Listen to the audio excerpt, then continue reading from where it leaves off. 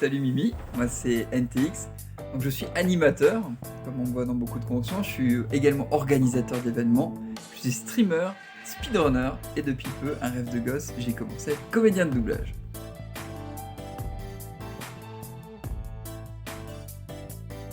Alors NTX, il y a deux origines, mais pour la faire courte, j'ai commencé quand j'étais gamin, j'étais un peu plus introverti, un petit peu plus timide, et j'ai commencé à faire des films amateurs, donc avec des potes. C'était des tout petits films, mais ça a commencé à prendre de l'ampleur, des films où on avait des gamins de tout le quartier qui tournaient. Et très rapidement, je me suis retrouvé à jouer le méchant dans les films qu'on faisait. Et je me suis rendu compte que c'était beaucoup plus drôle d'être le méchant d'un film. Et on a commencé à avoir une saga qui s'appelait For Honor and Cigars, donc pour l'honneur et les cigares, parce qu'il y avait des gamins de plusieurs pays, donc on avait fait le nom du film en anglais. Et pour le coup, en fait, je jouais le rôle d'un parrain de la mafia. Donc moi, mon prénom c'est Nicolas, donc on avait inventé un nom un peu, c'était Nikos. Et du coup, je jouais le rôle de Don Tino, qui était surnommé Mister X. Donc Nikos, Tino, X. Voilà, pour la version résumée, ça vient de là, ça vient de mon rôle de méchant parrain, voilà, qui fumait des barreaux de chaise. Et ça m'a suivi parce qu'en fait, j'avais créé un jeu vidéo, enfin, j'avais fait un RPG à l'époque en amateur en 99. Et à l'époque, les noms comme les scores d'arcade, on mettait en trois lettres. Et du coup, je me suis dit, vas-y, on garde ça. Et c'est pour ça que le NTX est resté du jeu que je faisais à l'époque, NTX Quest. Voilà, je le raconte très rarement cette histoire, donc...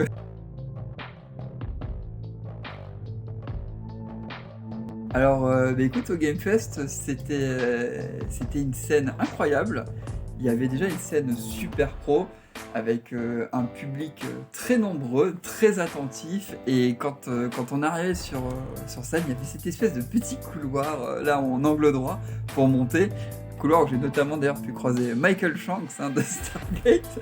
J'avais même pas tilté tout de suite. Et donc voilà, et on arrive avec la petite musique en mode un peu qui veut gagner des millions comme ça quand tu montes sur scène. Et c'était incroyable parce que le public, il y avait. On oublie souvent, mais l'aspect technique c'est important, que le public t'entend bien, qu'il y a les vibrations des basses et tout ça. Voilà, l'animation s'est super bien passée, il y avait des bons créneaux. Spécial dédicace à la régie technique qui était extrêmement impeccable. C'est rare que tout se passe comme sur des roulettes. Donc la régie était nickel, l'animation était super et vraiment un très très bon souvenir.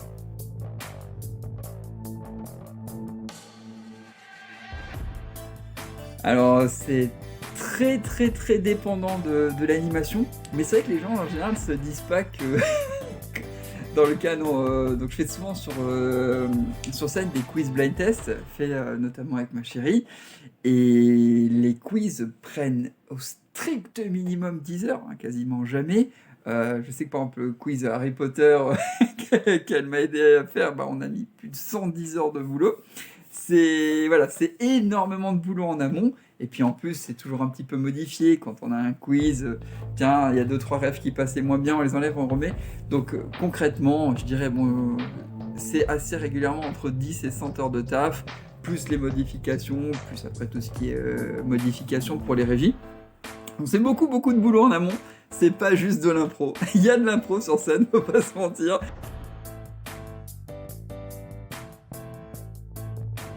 Ça, c'est la raison de continuer, c'est le truc magique.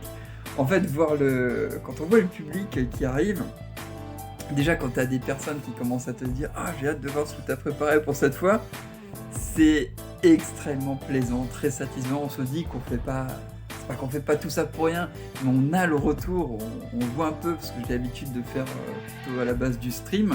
Donc, un chat, déjà, c'est super important, mais quand les gens viennent nous voir et disent qui sont dans le kiff, qu'ils apprécient le moment, c'est vraiment ça qui te met la petite adrénaline, qui te donne envie de te défoncer. Quand tu fais une blague et que tu vois toute la scène qui rigole, ou que tu poses une question, que tu as tout le monde qui est en effervescence, c'est le bonheur absolu. Vraiment, c'est parce qu'il y a le public dans la scène, vraiment que le milieu est tellement, que le métier est tellement parfait. Et la première fois que j'ai eu justement les vibrations, c'était au cours d'une scène, je me suis rendu compte de comment le public était en interaction, en effervescence. C'est ce qui m'a donné totalement la vocation. Donc voir le public, pour ceux qui écoutent, c'est ça qui est magique. le fait que vous soyez là, que vous soyez au taquet, c'est ce qui rend le moment marrant, le moment épique. Voilà, c'est le public, c'est pas les guests, c'est pas l'animation, c'est vous.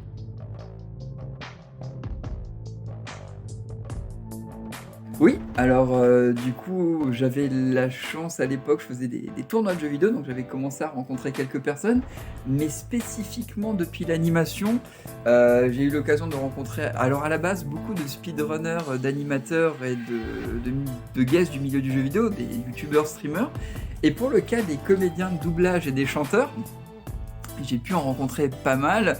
Le premier que j'ai rencontré, c'était encore avant l'animation, c'est Padge, que j'ai pu revoir, qui se souvient de moi, qui est génial.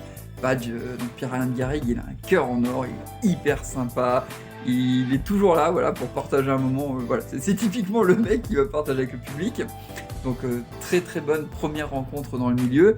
Après j'ai eu la chance de rencontrer d'autres acteurs, on pense notamment à Pierre Tessier, avec qui j'ai pu partager plusieurs animations scéniques, qui est fantastique, il est hyper sympa, il est très intelligent, il est très humble.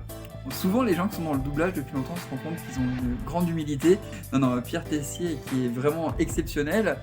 Il y a pu avoir d'autres rencontres, je pense notamment en chanson, les deux grandes rencontres de 2023, pour moi, les deux coups de cœur absolus, les trois coups de cœur, c'était du coup Pierre Tessier, c'était Phil Drong, qui est extrêmement sympathique en youtubeur, et en chanteur Jean-Marc Anthony.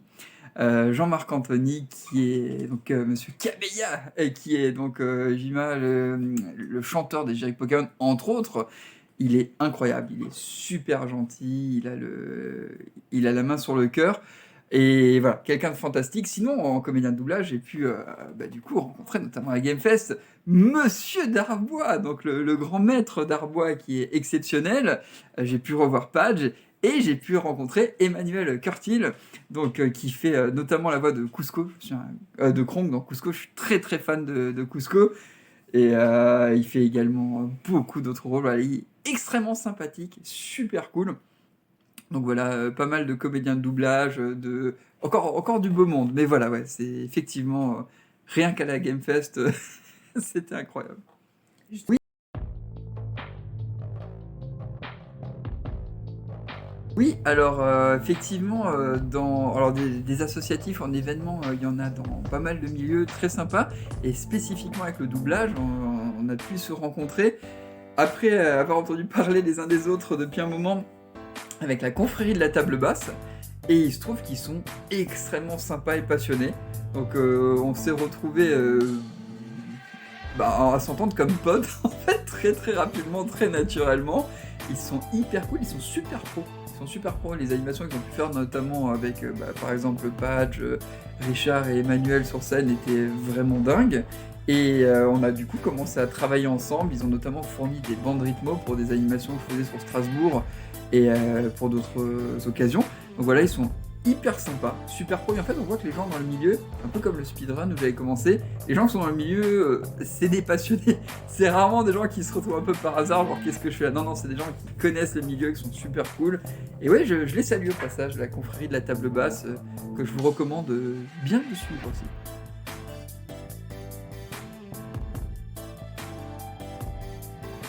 Alors, mes actualités, en fait, de base, comme disais, je suis streamer. Donc là, il y a eu une petite pause, mais ça va revenir donc sur Twitch avec la chaîne NTX Evil. Donc oui, Evil, ça fait méchant, et puis ça fait le jeu de mots, c'est live à l'envers, EVIL. Donc il y a ça, et sur Instagram également, NTX_Evil, donc que vous pouvez assez facilement trouver. Voilà. Concrètement, il y a quelques autres endroits où on peut me voir, mais Twitch et Instagram, c'est très bien. On peut suivre l'ensemble de l'actualité, donc que ce soit des événements en convention, en scène, sur les streams ou à des soirées spéciales qui sont organisées, notamment assez souvent sur Strasbourg et globalement dans le Nord-Est, même s'il y a quelques exceptions. Écoutez, j'aimerais remercier encore une fois les lecteurs, parce que justement ils donnent de la visibilité au milieu justement de la scène, ils donnent de la visibilité à toutes les personnes qui sont dans des passions À la base, je m'étais beaucoup lancé pour faire découvrir les passions méconnues, le speedrun, le doublage et l'e-sport, ce genre de choses méconnues ou mal connues. Et donc, ça fait plaisir dès qu'il y a quelqu'un qui peut un peu donner de la visibilité là-dessus. Et j'aimerais aussi tout particulièrement remercier Mimi, qui est très investie justement à chaque fois dans ses conventions, dans ses expos, qui connaît très bien les comédiens de doublage, qui connaît très bien chaque convention et qui est vraiment passionnée et à fond dans ce qu'elle fait. Merci. Et merci à vous tous!